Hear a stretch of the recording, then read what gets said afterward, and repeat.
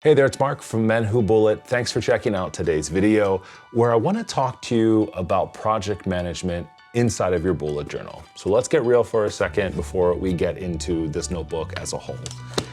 I've been bullet journaling for a little over 4 years now, and I started off very basic, following the rules word for word.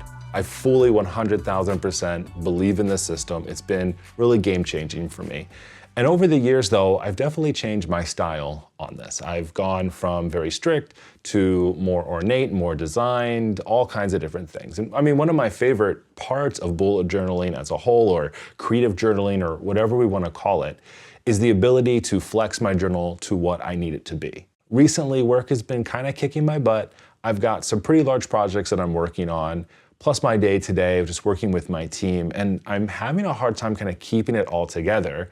Sometimes I think that by having too many collection pages, it could be a reason why I'm having such a hard time. I've been keeping a lot of my projects as their own collection pages, and every time I have a meeting or I need to jot a note down, I've been going back to that page to put in those notes. The problem that I have with that is that I have to remember to go back there to find out the note or the to-do that comes out of a meeting that I have. So what I wanted to try to do today was another evolution of a project managing spread for my weekly. I'm kind of Frankenstein some pages together. Here's what I'm trying to accomplish. First, I want to find a way that I can track my biggest projects that are going on. So it's like many of the other systems out there where you pick like the 4 main things that you have to do during the day. I kind of want to do that. So I'll be tracking 4 of those big projects, but I still need the overview of my week. I'm not only just working on these 4 projects, but they're really important that I'm paying attention to the meetings that I have or the tasks that I have to try to accomplish, and then I want to kind of keep everything else together. So I'm hoping that I'm not trying to do too much here, but we'll see how this one works out. So let's go ahead and get into it. We're going to create a project management type spread inside of our bullet journal this week, where we're going to focus on some primary projects. We'll get an overview for the week, as well as plenty of room for notes and tasks and anything else outside of this project. So let's see how this goes.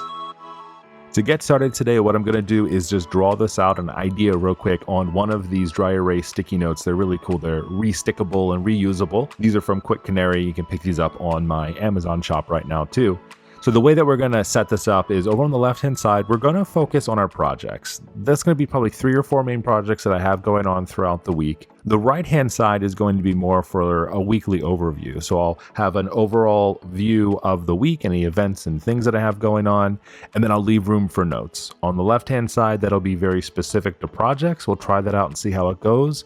And then on the right-hand side, that'll just be for rapid logging and notes and other things for the weekly. So we're really kind of splitting these pages in half, really focusing on the projects on one side and everything else over on the right-hand side.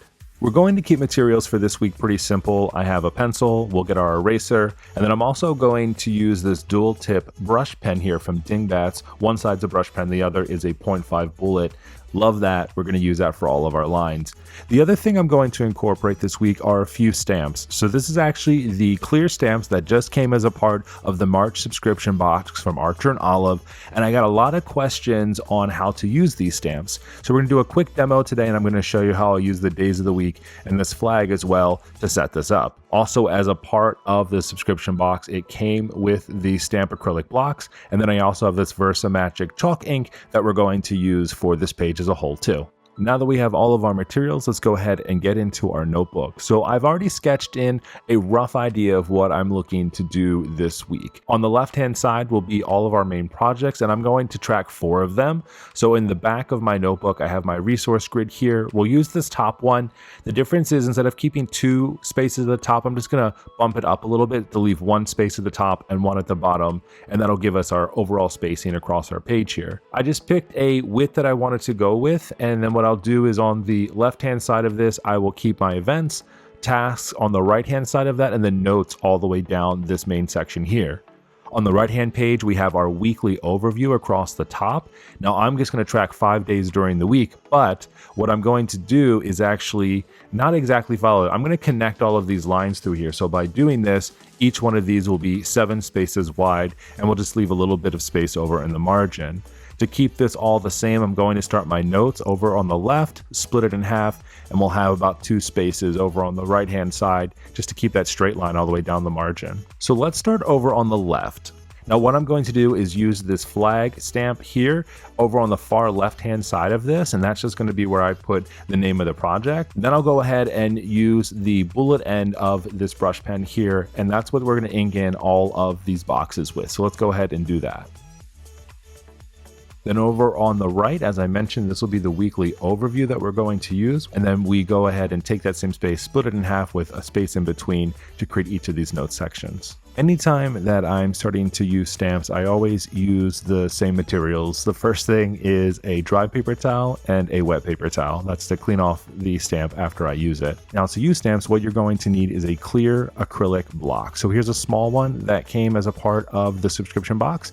And then here is a larger one that came. So this actually will cover more space. You can put more days of the week or more elements on there if you want to do that. So let me show you real quick how to do this. So I'm going to take the small one here and the flag. So on these, you'll see that you have the stamp part on one side and then it's flat on the other part. That's what's going to stick it to your acrylic block, and all of them stick relatively easily. Now for this, I'm going to use the ink. So most of the time in the past, I had just taken the stamp and pushed it onto the ink. But recently, someone who's much better at this than I am told me that you want to take the ink pad and tap it onto the stamp. This way you can be sure you're not getting ink everywhere, and you can make sure you get full coverage. What I love about the clear acrylic blocks is you can see through them, so you know where you're placing them on the page. We'll line it up, press down with a little bit of pressure, and there we go.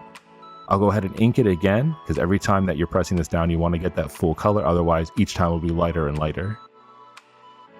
I'll go ahead and put the cap back on my ink while I'm cleaning everything up. I'll use the wet paper towel just to wipe off that ink, and then I'll tap it on top of the dry just to make sure all of the moisture is off of here, and then I'll put it away. This is the process that I use. I just want to make sure that I'm keeping those stamps nice and clean. I'm not forgetting about them, and also make sure I don't lose anything in the process. The next one that I'm going to use from that stamp pack is the stamp that says notes on it.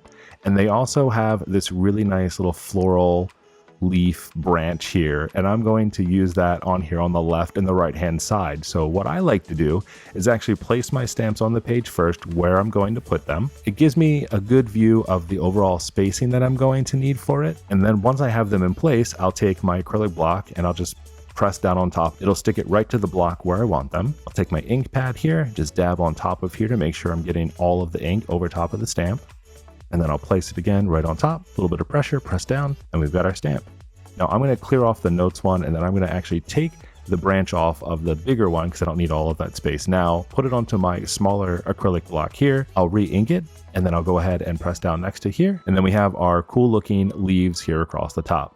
Now for the days of the week on here, what I'm going to do is actually place them all on here because I have that really large, long acrylic block. I'll make sure each of the spacings are right. This also helps me make sure I get the most amount of the days of the week inside of these squares. Wednesday is the longest day of the week. It's gonna just be right there on the edge, and I'm just gonna have to be okay with that for this one. I'm not going to be able to get all the way over to Friday, so I'll just do Monday through Thursday. I'll press my acrylic block on here. I'll grab my ink pad here and just tap it on each one of these, making sure to get as much coverage over top of each of them as I can. And you just want to tap lightly. You don't have to tap hard. I'll find my placement, and then I'll just press down, adding pressure across each one of these to get them stamped onto the page. Doing more than one element at a time can be a little bit difficult. As you can actually see on here, my Monday and then the Y on the end of Thursday press down better than the ones in the middle. You just want to make sure you're getting as best even pressure as you can across these. Sometimes I actually recommend just doing one at a time, but the best way to try it is to try different ways of doing it, see what you like, do it on a test page if you want first, and go from there. The last stamps that I'm going to use here are actually going to be for my notes section and my to-dos. So what I'm going to do is put these two together. Since this section is really for everything that I need, I'm going to use the two different headers here. One that says notes, I'll reuse that as we use on the left-hand side, and I'll add in the to-do. And there's a cool little star stamp that's a part of this. I'll go ahead and lay them on the page, get them in the right placement that I need them. I'll use my large acrylic block, press them down, they stick, grab my ink pad again, and just tapping lightly on top of here to get the ink onto each of these stamps. Find my placement, press down, and then I'm good to go. Next thing I need to do is just add the titles on the left-hand side and add all of my notes and tasks, and I'm good to go. All right, so we're all set up for the week. I'm really hoping this helps me out. And one of the best ways to see if it actually is helpful is to head over to my Instagram, which is instagram.com/menwhobullet. And what I do, I've been doing this forever, but I've been posting the after the pens. I even use that hashtag after the pen. For me, I'm able to see how well a spread actually works after it's filled out. I know that sounds kind of weird. I love to see beautiful, like nothing on the page designs. I think that's awesome. I love the more artistic pages. I think they look great. But what I love to see is how messy those pages get after you've worked in them all week long. So if you head over there, you'll see the after the pen, and I let you know how well they work. If it's a crappy page and it doesn't do good things, I'm not gonna use it again. But if it works well, I might start to incorporate it more and see how it goes. If you're looking for any other bullet journal inspiration, I have an entire playlist here on my channel where a lot of these ideas go into. But if you're ever in a rut or you're not quite sure what to try, I try to put everything inside of there just as a single space so you can find it where they are. I'll link that playlist in the descriptions below, and I'll pop it up top here so you can easily get to it. It was awesome having you here with me today. I want to thank you again for watching. And if you have any comments or questions, make sure to leave them below. I check all of them and answer all of them as well. I take pride in that. So I want to make sure we can have a good conversation, especially if you have any ideas or anything that you've seen. I'll talk with you very soon. Thanks so much. See ya.